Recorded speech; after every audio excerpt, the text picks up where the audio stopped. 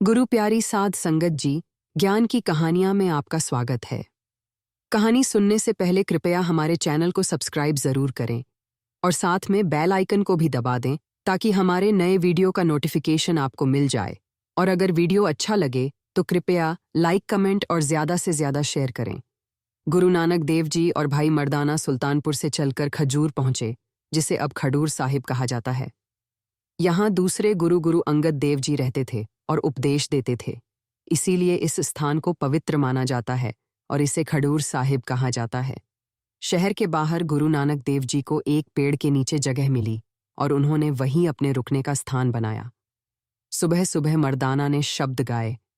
भाई मर्दाना की पेड़ पौधे और खेत प्रेरणा थे और गुरुजी बड़े प्यार से शब्द श्रवण कर रहे थे।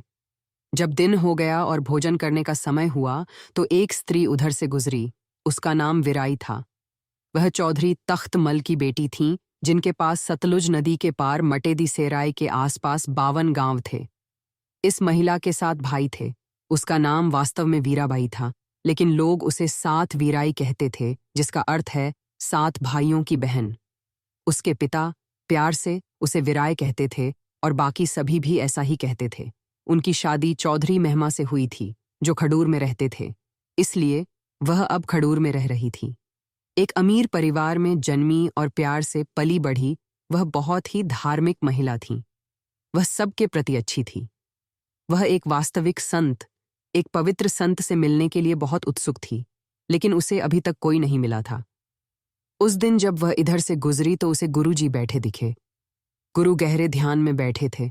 उसका मुखमंडल तेज तेज से दमक उठा।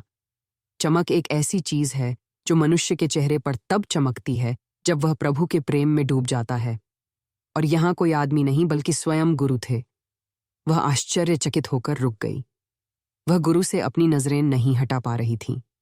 वह स्तब्ध थी, ठीक वैसे ही जैसे कोई हिरण चकाचौंध रोशनी देखकर स्तब्ध हो जाता है। अब उसके साथ आई नौकरानी ने उसे धक्का दिया। उसने पलकें झपकाईं और धीरे धीरे आगे बढ़कर गुरु को प्रणाम किया। जब गुरु ने आंखें खोलीं तो वह उनके चरणों में गिर पड़ी। जैसे ही उसका माथा गुरु के चरणों को छुआ, उसे एक मीठी अनुभूति और परमानंद का अनुभव हुआ और उसके मन में सर्वशक्तिमान की स्तुति का जाप शुरू हो गया। वह परमानंद में चली गई। उसके मन ने कहा, यह भगवान की छवि है या वह स्वयं भगवान है।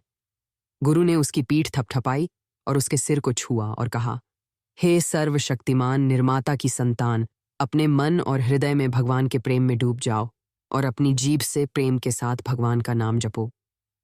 महिला परमानंद में चली गई और भगवान का नाम जपना शुरू कर दिया और गुरु की शिष्या बन गई। भाई मर्दाना पास ही जमीन पर सो रहे थे। वह मुड़े और बोले, हे प्रभु, क्या नाश्ते का समय हो गया है? फिर उसने चारों ओर देखा और उठकर बैठ गया और 2 महिलाओं को वहां बैठे देखा। भाई मर्दाना ने उनकी ओर देखा, मुस्कुराया और कहा, वह वही है, प्रभु का प्यारा, जिसने बिछड़ों को प्रभु से मिलाने के लिए अपना घर परिवार छोड़ दिया है। यह सुनकर उन्होंने हाथ जोड़कर प्रणाम किया और नमस्कार किया। माई विराई ने चुपचाप अपनी नौकरानी से दोपहर का भोजन लाने के लिए कहा और इस तरह भाई मर्दाना की इच्छा पूरी हो गई। वह भूखा था। नाश्ते का समय समाप्त होने पर दोपहर का भोजन, रोटी, सब्जियां, छाछ आदि उपलब्ध कराया गया। गुरु हंसे और बोले, देखो मर्दाना, भगवान के तरीके। उसने दोपहर के भोजन के समय दोपहर का खाना भेजा है और छाछ भी। खाओ और प्रभु द्वारा भेजी गई महिला को आशीर्वाद दो। वह भाग्यशाली है। फिर माई विराई ने स्वयं गुरु और मर्दाना को भोजन परोसा और उन्होंने खाया। खाना खाने के बाद मर्दाना ने कहा, यह खाना खाने के बाद मुझे उस खाने की याद आ गई जो मेरी माँ परोसती थी। गुरु ने कहा, जिस प्रकार छाछ रोटी को भिगो देती है, उसी प्रकार प्रेम भी वस्तुओं में प्रवाहित हो जाता है। परंतु प्रेम ईश्वरीय प्रेम होना चाहिए। वे कुछ और दिनों तक वहीं पेड़ के नीचे रुके रहे।